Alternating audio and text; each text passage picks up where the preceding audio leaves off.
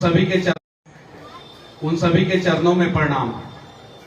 मैं दावे के साथ कह सकता हूं कि अगर यहाँ पे जितने भी लोग हैं वो सभी के सभी जो है राष्ट्रभक्त होंगे और राष्ट्र के निर्माण की बात करते होंगे, देश को आगे ले जाने की बात करते होंगे, क्योंकि टुकड़े टुकड़े गैंग हमारे पास भी नहीं आ सकते हैं, आसपास फटक भी नहीं सकते। एक कमाल का दृश्य देखने को हम लोगों को मिला।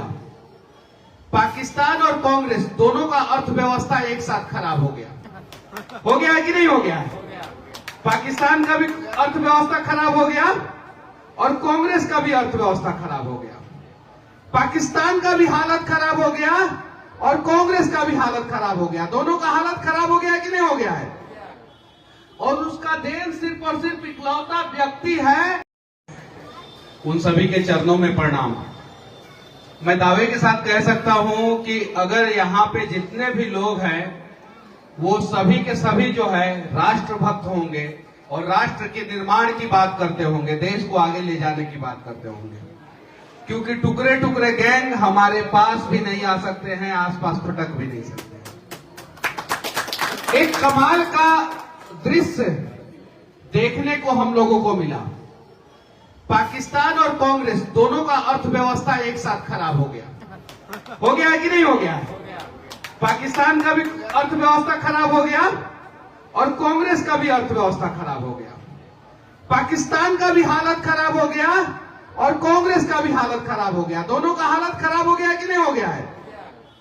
और उसका देन सिर्फ और सिर्फ इकलौता व्यक्ति है, वो नरेंद्र मोदी है, जो देश की बात करता है, देश के विकास की बात करता है, देश के लोगों की बात करता है और धर्म के साथ देश के विकास करता है। नरेंद्र मोदी जी वो धार्मिक व्यक्ति है। कुछ लोग आरोप लगाते हैं भारतीय जनता पार्टी पे कि आप लोग धर्म की बात करते हैं। हम क्यों नहीं धर्म की बात करें? पिता धर्म का बात करना क्या गुनाह है? माता धर्म का बात क्या करना गुनाह है? सनातन धर्म की बात करना क्या गुनाह है? देश धर्म की बात करना क्या गुनाह है? और अगर टुकड़े टुकड़े गैंग को लगता है कि देश धर्म की बात करना गुनाह है, सनातन धर्म की बात करना गुनाह है, परिवार धर्म की बात करना गुनाह है, राष्ट्र धर्म की बात करना गुनाह है, तो हम ये गुनाह बार बार करेंगे और टुकड़े टुकड़े गैंग को सबक सिखाएंगे। चलिए अब सिर्फ विकास पे बात करेंगे, खाली डेवलपमेंट पे। कौन सी पे? खाली डेवलपमेंट पे। भारत का इकोनॉमी आज के समय में दुनिया में सबसे ज्यादा तेज गति से बढ़ने वाला इकोनॉमी है और भारत का विकास दर 7.8 है अभी के सर्वे के अनुसार। कितना है? 7.8। China, America, Japan, England, France, Germany, Australia, Italy, ये सारे देशों से ज्यादा विकास दर किसका है? भारत का है। एक प्रधानमंत्री अपने आप को अर्थशास्त्री कहते थे, डॉक्टर मनमोहन सिंह। और जब प्रधानमंत्री बने तो भारत का इकोनॉमी 10वें नंबर पे था। कितने नंबर पे था? 10वें नंबर पे। और 2004 में प्रधानमंत्री बने और 14 में जब उन्होंने सिंहासन खाली किया तो भारत का इकोनॉमी 11वें नंबर पे चला गया था, एक पायदान लुढ़क गया था। जब नरेंद्र मोदी जी 2014 में भारत के प्रधानमंत्री बने उस समय 11वें नंबर पे भारत की इकोनॉमी थी और आज 5वें नंबर पे है। और इस बार आप लोग कीमती वोट दीजिएगा तो 3रे नंबर पे भारत की इकोनॉमी आने वाली है। अगर आप चाहते हैं कि पाकिस्तान और कांग्रेस दोनों की अर्थव्यवस्था एक साथ खराब रहे और खत्म हो जाए और पाकिस्तान जो है नक्शे से मिट जाए और कांग्रेस जो है डायनासोर की प्रजाति की तरह विलुप्त हो जाए, तो आपको मजबूती के साथ नरेंद्र मोदी जी का साथ देना होगा और हर किसी को घर से निकालना होगा और एक एक व्यक्ति को कम से कम 11-11 वोट का व्यवस्था करना होगा मिनिमम। तैयार है आप लोग? विकास की बात ये विपक्ष करना ही नहीं चाहता है, कहता है कि हम लोग धर्म की बात करते हैं। अरे आओ ना तुम, हम तो खुला चैलेंज कर रहे हैं। टुकड़े टुकड़े गैंग वाले सुन भी रहे होंगे, इधर बगले में कन्हैया कुमार बिहार से भगा दिया गया तो आए हैं। आइए विकास पे बात करते हैं। एक दिन में 100 किलोमीटर रोड पूरा दुनिया में कहां बना? भारत में। कहां बना? कहां बना? चाइना नहीं बना पाया, 1300 किलोमीटर रोड एक दिन में अमेरिका नहीं बना पाया। दुनिया का सबसे बड़ा एक्सप्रेसवे कहां बना? भारत में, दिल्ली से लेके मुंबई तक का। अभी वर्तमान समय में पूरे दुनिया में पिछले 10 साल में सबसे ज्यादा एयरपोर्ट कौन से देश में बना है? आप उठाइए गूगल और सर्च मारिए और दिखाइए इन टुकड़े टुकड़े गैंग को, जिनकी सरकार जब थी तो पाकिस्तान विकास कर रहा था और भारत की इकोनॉमी जो है खराब हो रही थी। आज भारत विकास कर रहा है और पाकिस्तान और कांग्रेसियों की इकोनॉमी, अर्थव्यवस्था सब चौपट हो गया है। क्या कि नरेंद्र मोदी जी को पता है कि कौन सा नस दबाना है और कौन सा बीमारी का इलाज किस प्रकार से करना है, उनको पता है और वो वही कर रहे हैं। तब ना आज पाकिस्तान में भारत का झंडा फहराया जा रहा है। कहां फहराया जा रहा है? कहां फहराया जा रहा है? पाकिस्तान में। पाकिस्तान के साथ साथ पीओके में भी फहराया जा रहा है। पीओके तो इंडिया का हिस्सा है और अगला 5 साल में भारत में आने वाला है पीओके। कितने साल में? 5 साल में पीओके भारत का हिस्सा रहेगा। नरेंद्र मोदी जी ने चीन को कैसे सबक सिखाया? ये कांग्रेसी जब थे तो हमारे यहां बल्ब भी बन के आता था चाइना से। कहां से आता था? चाइना से। आज आपके हाथ में जितना मोबाइल है सब मेड इन इंडिया है और कोई हैदराबाद में बन रहा है, कोई चेन्नई में, कोई बेंगलुरु में, कोई महाराष्ट्र में, कोई गुजरात में, कोई दिल्ली में बन रहा है कि नहीं बन रहा? कोई नोएडा में बन रहा है ना। तो चाइना की भी इकोनॉमी अगले 10 साल में खराब होने वाली है और नरेंद्र मोदी जी उस रास्ते पे भारत को ला चुके हैं। हमें मजबूती के साथ मोदी जी के लिए खड़ा होना होगा। आज दीदी आप सुरक्षित हैं, कल अगर आप चाहती हैं कि आपकी बेटी सुरक्षित हो, चचा आप सुरक्षित है, कल चाहते हैं कि आपका बेटा सुरक्षित हो, तो उसके लिए नरेंद्र मोदी के अलावा कोई विकल्प नहीं है। इकलौता व्यक्ति है नरेंद्र मोदी जो आपको भी सुरक्षित रखेगा, आपके बच्चों को भी सुरक्षित रखेगा और देश को भी सुरक्षित रखेगा। लेकिन अब सुरक्षा का माहौल किसमें है? लोग कहते हैं संविधान खतरे में है। कौन सी खतरे में है? संविधान खतरे में नहीं है। अरे ये टुकड़े टुकड़े गैंग वालों का भविष्य खतरे में है, इसलिए ये लोग परेशान हैं। केजरीवाल जी अभी जेल से बाहर आए हैं, हम केस में रिहाई लेके बाहर आए हैं और उनको पेरोल पे बाहर भेजा गया है। केजरीवाल जी को भेजा गया है ना। एक दुनिया का ऐसा प्रजाति है केजरीवाल जी, शायद लगता है कि मंगल ग्रह से आए हैं। लड़ रहे हैं पूरे भारत में 22 को सीट पे। कै को सीट पे? कै को सीट पे?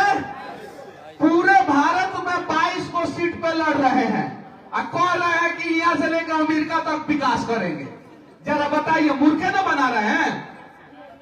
मूर्ख बना रहे हैं कि नहीं बना रहे हैं? लड़ रहे हैं 22 सीट पे और कह रहे हैं कि साउथ अफ्रीका में भी विकास हम ही करेंगे, ऑस्ट्रेलिया में भी विकास हम ही करेंगे, चाइना में भी विकास हम ही करेंगे और पूरे भारत का विकास हम ही करेंगे। तो इस आदमी के जाल में फंस के दिल्ली वालों ने 2 बार मौका दिया। एक बार कहता फिर रहा था ये आदमी कि बेटा बेटी का कसम खाते हैं, कांग्रेस में नहीं जाएंगे, मर जाएंगे, मिट जाएंगे, नहीं जाएंगे। कांग्रेस में चले गए कि नहीं चले गए? कहते थे कि दिल्ली को सिंगापुर बना देंगे। क्या बना देंगे? दिल्ली में जितना नेशनल हाईवे है, जितना आप दिखाइए कि किसी एक नेशनल हाईवे में एक छोटा सा खड्डा हो, जो केंद्र सरकार के अंडर में हाईवे आता है, वो पूरा दिल्ली में दिखा दीजिए कि किसी भी केंद्र सरकार के अंडर में आने वाला कोई भी हाईवे में एक छोटा सा खड्डा हो, आप दिखा दीजिएगा, हम राजनीति से संन्यास ले लेंगे। एक छोटा सा खड्डा नहीं होगा, अगर होगा भी तो एमसीडी ने खड्डा किया होगा, जल बोर्ड ने खड्डा किया होगा, एमसीडी के लोगों ने खड्डा किया होगा। आज देखिए जो छोटा छोटा गली है वो किसकी जिम्मेवारी है?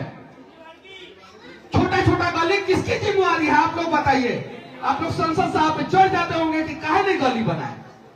जब संसद को गली बनाना रहता, नली बनाना रहता, तो फिर एमसीडी क्यों होता, वार्ड कमिश्नर क्यों होता, विधायक क्यों होता, मुख्यमंत्री क्यों होता? तो फिर ये लोग क्या करेंगे? एक पे एक फ्री देंगे शराब का बोतल। बताइए, इस शराबी लोग जो है पूरे दिल्ली को शराब में डुबाना चाहते हैं।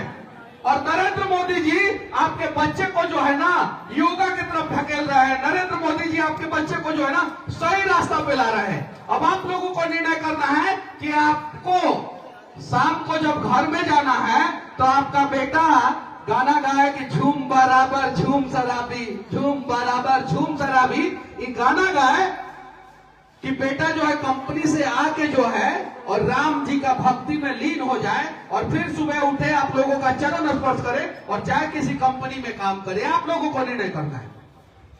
कोई भी आपिया जो है ना, आपिया, कोई भी आपिया या ये टुकड़े टुकड़े गैंग का जो लोग हैं या कॉमेडियन पार्टी के जो कांग्रेसी लोग हैं, 5 काम बता दे आम आदमी पार्टी ने पिछले 10 साल में किया है। 5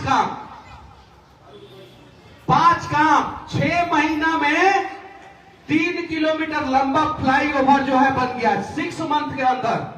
और 18 महीना से पंजाबी बाग का फ्लाईओवर अटका हुआ है जो स्टेट गवर्नमेंट के अंडर में आता है। काहे कि सारा तो नेता सब जेल में पड़ा हुआ है आम आदमी पार्टी का सारा। अगर आप लोग चाहते देखिए ये सब कहता महंगाई बढ़ा है। कल परसों का सर्वे आया है, परसों का 4.8 महंगाई दर है, जो पिछले कई एक सालों में सबसे निचले स्तर पे महंगाई है, सबसे निचले स्तर पे। देखिए कैसे मूर्ख बनाता है। पूरे दुनिया में स्टार्टअप के मामले में भारत जो है तीसरे नंबर पे चला गया। जब मनमोहन सिंह प्रधानमंत्री थे और जब गति से हटे तो टॉप 50 में भारत नहीं था, आज तीसरे नंबर पे है। कितना नंबर पे है?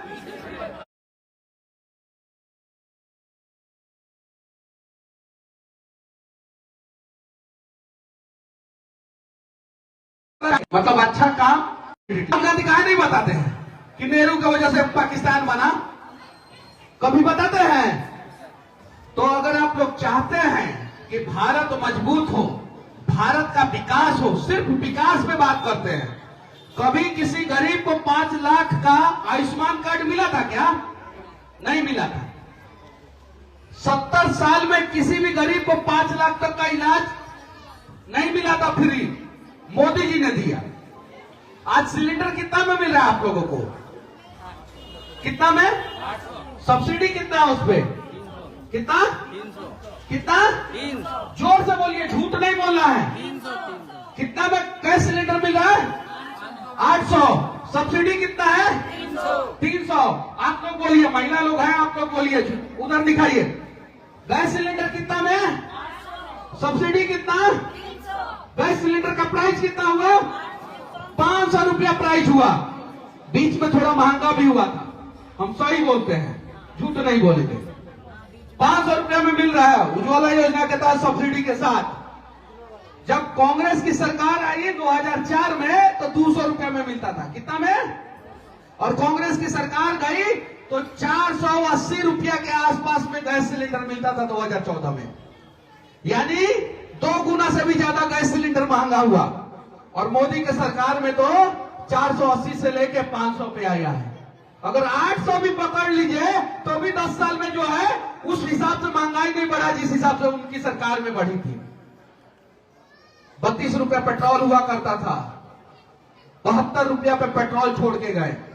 250% से ज्यादा महंगा पेट्रोल हुआ और 72 से जो है अभी 92 रुपया पे गया है, सिर्फ 20 रुपया बढ़ा है। आप कंपेयर कीजिए ना मनमोहन सिंह का 10 साल का कार्यकाल और मोदी जी के 10 साल का कार्यकाल, जमीन आसमान का अंतर दिखाई देगा। और यहां तो विपक्ष वाले हैं, शादी करने निकल चुके हैं, लड़की एक है और दुल्हा का पता ही नहीं है।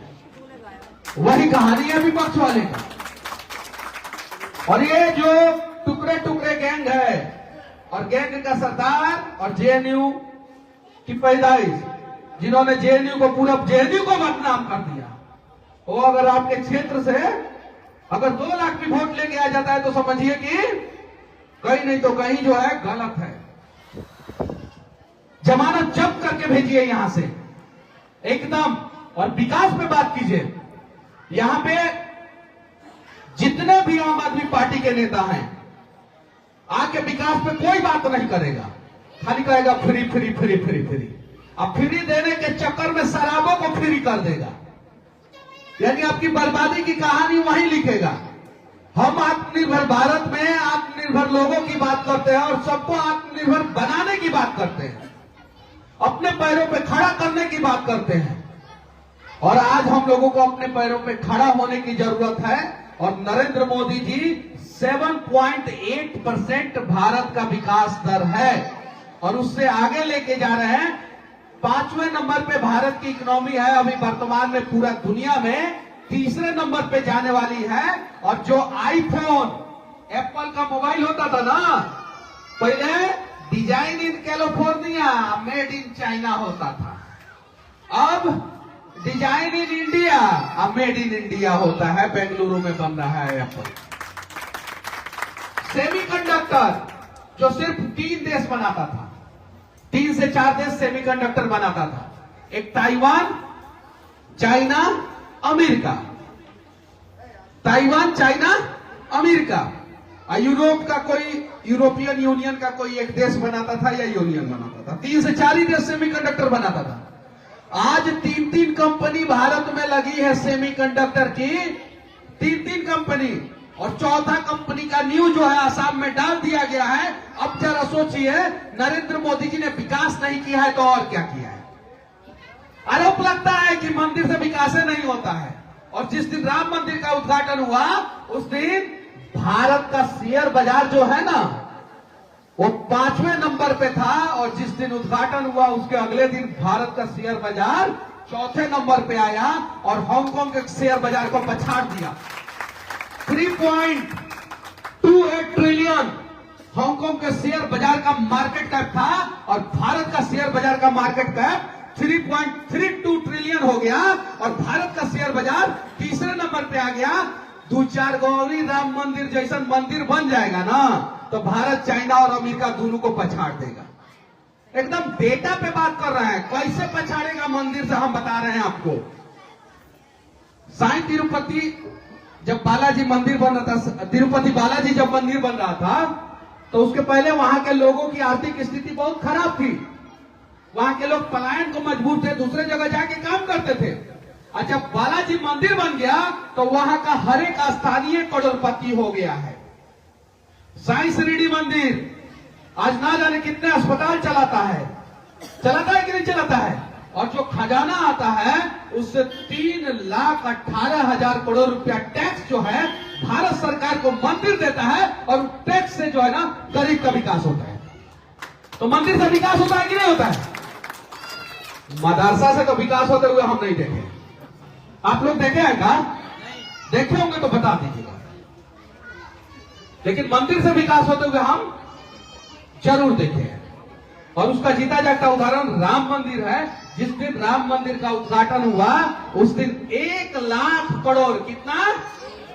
1 लाख करोड़ रुपया डायरेक्ट भारत को फायदा हुआ, खरीदारी हुआ, इन्वेस्टमेंट हुआ, जिसमें 40,000 करोड़ रुपया का तो खरीदारी और इन्वेस्टमेंट खाली उत्तर प्रदेश में हुआ। अब बताइए मंदिर से विकास होता है कि नहीं होता है? जो खाटू श्याम मंदिर आज से 4 साल पहले राजस्थान के जब सीकर में जाते थे तो उस सीकर जिला में 5,000 लोगों को रोजगार नहीं मिला था। और आज उस खाटू श्याम मंदिर की वजह से 1 लाख लोगों को रोजगार मिला है। बताइए कोई फैक्ट्री 1 लाख लोगों को रोजगार दे सकता है? बालाजी मंदिर की वजह से 2 लाख लोगों को रोजगार मिला है। और कुछ लोग कहते हैं कि मंदिर से खाली ब्राह्मण का विकास होता है। तो हम बता देना चाहते हैं कि भारत का कोई भी नेता आके जातीय जनगणना कर ले, किसी भी मंदिर के आगे खड़ा हो जाए, मैं दावे के साथ कहता हूं कि अंदर अगर 2 पंडित जी होंगे, 5 पंडित जी होंगे तो बाहर जो है ना जाने कई एक जो है पिछड़ा समाज के लोग जो है दुकानदार होंगे, कई एक जो है दलित समाज के लोग दुकानदार होंगे। और सबका विकास मंदिर करता है। और जो लोग मंदिर के आगे सर झुकाते हैं वो देश के बर्बादी के बारे में कभी नहीं सोचते हैं, कभी नहीं। देश में बम ब्लास्ट कभी नहीं कर सकते हैं, देश के विनाश के बारे में कभी नहीं सोच सकते हैं। और धार्मिक लोग अपने परिवार को भी नहीं छोड़ते हैं। तो हमें अपने धर्म पे भरोसा होना चाहिए, क्योंकि जब भारत में सनातन धर्म पूरी तरीके से गोल्डन एरा में था तो भारत को सोने की चिड़िया कहा जाता था। फिर मुगल आए, अंग्रेज आए और सनातन धर्म को तहस नहस किए और उसी के साथ साथ भारत को भी तहस नहस कर दिए और मोदी जी फिर से भारत को सोने की चिड़िया बनाने के रास्ते पे लेके जा रहे हैं। आपको निर्णय करना है कि हमें भारत को सोने की चिड़िया बनाना है कि नहीं बनाना है। अगर आप लोग चाहते हैं कि भारत को सोने की चिड़िया बनाया जाए तो मोदी जी को मजबूत कीजिए और मोदी जी को मजबूत करने के लिए आपको अपना बूथ मजबूत करना होगा। कौन कौन अपना बूथ मजबूत करने के लिए तैयार है? और हां, जो लोग कहते हैं ना कि 2 करोड़ रोजगार, 2 करोड़ रोजगार, 2 करोड़ रोजगार, रोजगार मिला है।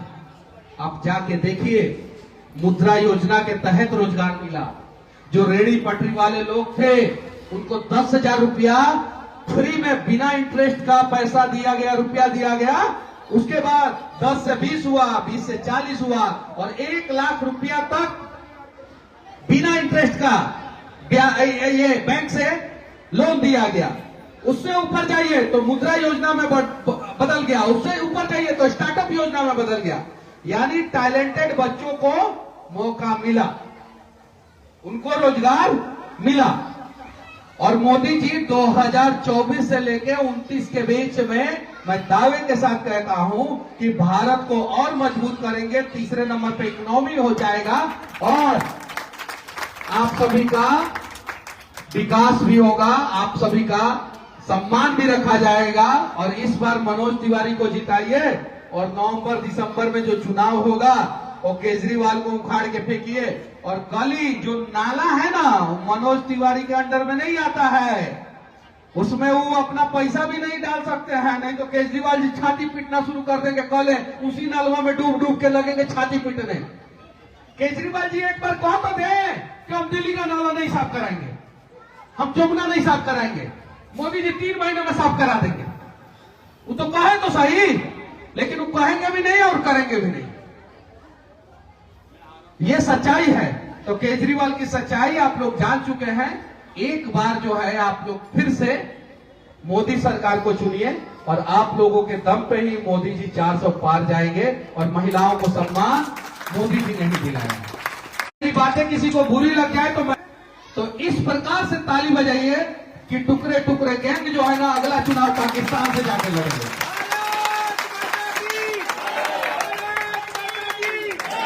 बोरिया बिस्तर बांध देना है इन टुकड़े टुकड़े गैंग वालों को।